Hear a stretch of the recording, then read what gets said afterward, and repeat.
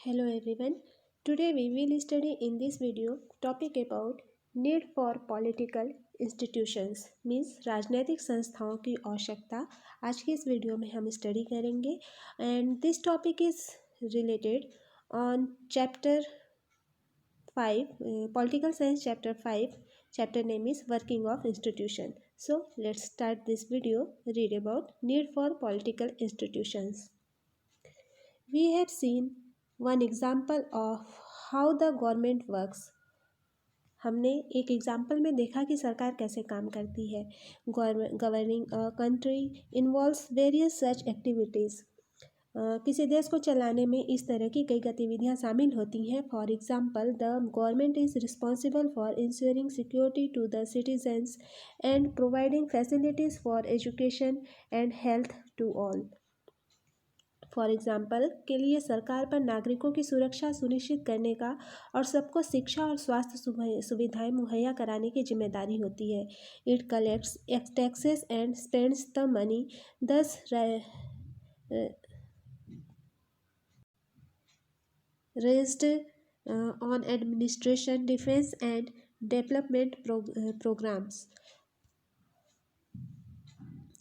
इसमें यह बताया गया है कि वह जो मतलब सरकार के पास सरकार पर नागरिकों की सुरक्षा सुनिश्चित करने और सबको एजुकेशन और हेल्थ सुविधा मुहैया कराने की जिम्मेदारी होती है. वह कर टैक्स इकट्ठा करती है और इसे सेना, पुलिस तथा विकास के कार्यक्रम पर खर्च भी करती है. It formulates and implements several welfare schemes. और इसके साथ ही वह में सरकार विभिन्न कल्याणकारी योजना बनाकर उन्हें लागू भी करती है. Some persons have to take decisions on how to go about this activities. और कुछ व्यक्तियों को इन गतिविधियों को चलाने के लिए फैसला करना होता है. Others have to implement this decisions. और कुछ लोगों को इन्हें लागू कराना होता है. If disputes arise on this decisions और in their implementation, there should be someone to determine what is right and what is wrong. और अगर इन फैसलों या फिर लागू करने में कोई डिस्प्यूट उठता है या कोई डिस्प्यूट होता है तो यह तय करने वाला भी कोई होना चाहिए कि क्या सही है और क्या गलत है. It is important that everyone should know who is responsible for doing what. और सबके लिए यह जानना भी ज़रूरी है कि कौन किस काम को करने के लिए जिम्मेदार है. It is also important that this activities keep taking place even if the person in की पोजिशन चेंज. यह भी ज़रूरी है कि भले ही प्रमुख पदों पर बैठे लोग बदल जाए लेकिन ये गतिविधियां जारी रहे. So to attend to all these tasks, several arrangements are made in all modern democracies. लिहाजा सभी आधुनिक लोकतांत्रिक देशों में इन कामों को देखने के लिए विभिन्न व्यवस्थाएं की गई हैं.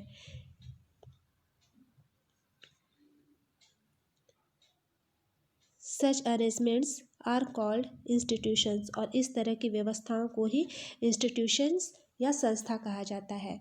Our democracy works well when these institutions perform functions assigned to them.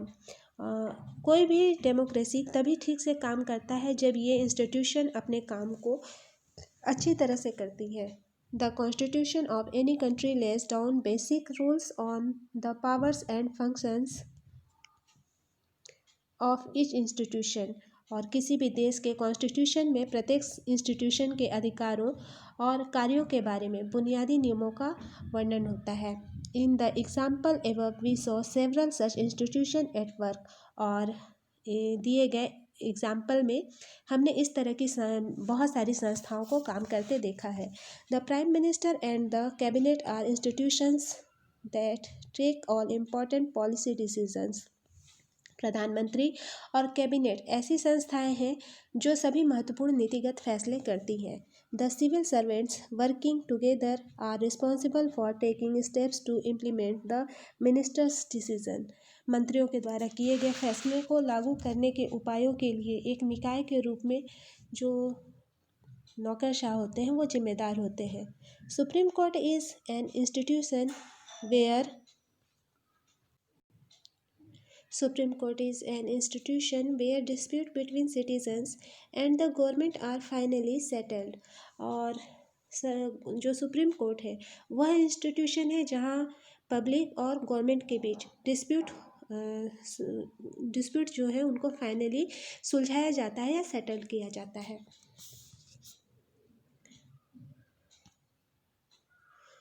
Working with institution is not easy. किसी भी इंस्टीट्यूशन के साथ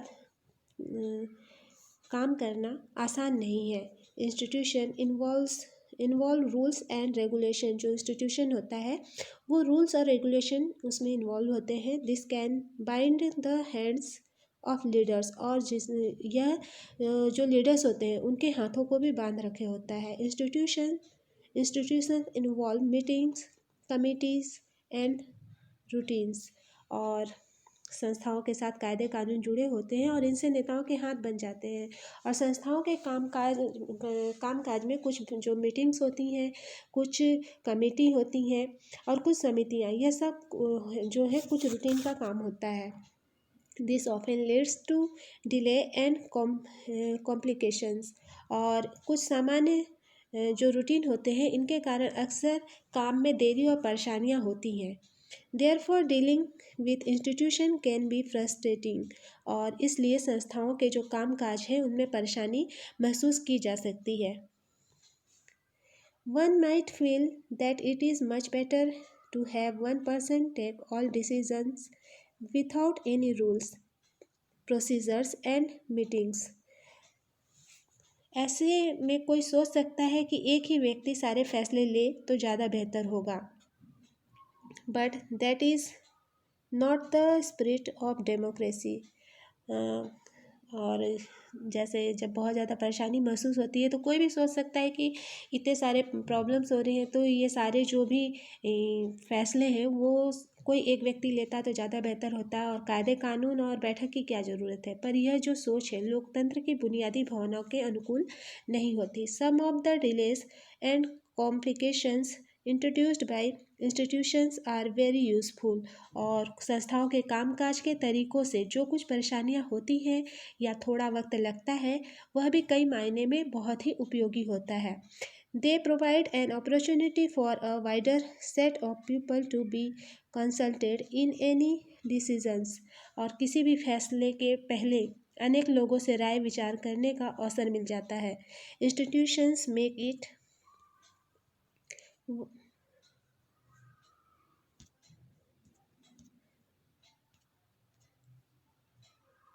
difficult to have a good decision taken very quickly. और जो संस्थाओं के कारण एक अच्छा फ़ैसला झटपट करना आसान नहीं होता, लेकिन संस्थाएं बुरा फ़ैसला भी जल्दी ले पाना मुश्किल बना देती हैं। But they also make it quickly difficult to rush through a bad decision. That is why democratic government insist on institutions. और संस्थाओं के कारण जैसा कि बताया गया कि एक अच्छा फ़ैसला झटपट करना अगर आसान नहीं होता तो लेकिन संस्थाएं बुरा फ़ैसला भी जल्दी से ले पाना उनके लिए मुश्किल होता है। इसी कारण लोकतांत्रिक सरकारें संस्थाओं पर जोर देती हैं। सो यहाँ जो हमारा आज का टॉपिक था राजनीतिक संस्थाओं की आवश्यकता, नीड फॉर पॉलिटिकल इंस्टीट्यूशन, ये कंप्लीट होता है। I hope that you have understood well what was thought in today's video. Next topic of this chapter topic is parliament. We will study our next video. Thank you for watching.